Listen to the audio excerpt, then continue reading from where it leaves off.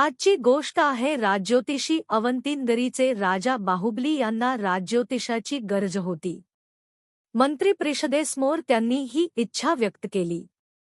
राजज्योतिषाबाबत घोषणा केली जावी आणि पात्र व्यक्तीला निरखून पारखून नियुक्त केले जावे अशी सर्व मंत्रिगणांनी सर्वसंमतीने ठरवले.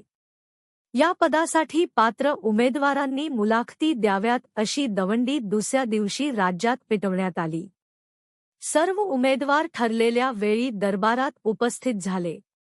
राजाने स्वतःच मुलाखती घेण्यास सुरुवात केली.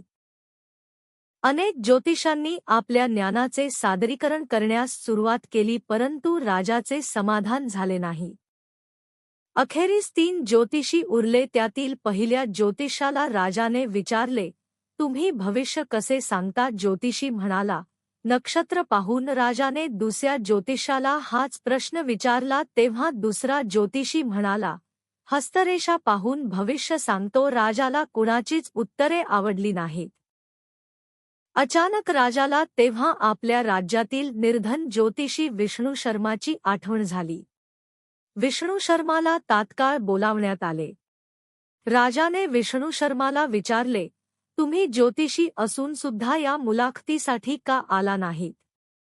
तुम्हाला राजज्योतिषी होणे आवडत नाही काय? विष्णू शर्माने सांगितले, महाराज, मी घरी बसून माझ्या स्वतःच्या पत्रिकेचा अभ्यास केला व माझ्या अभ्यासानुसार या पदावर मीच नियुक्त होणार आहे. तुम्ही मला निमंत्रण पाठवून मला बोलावून घ्याल हे मला माझ्या अभ्यासातून आधीच कळाले होते. त्यामुळे मी या पदासाठी मुलाखत देण्यास आलो नाही.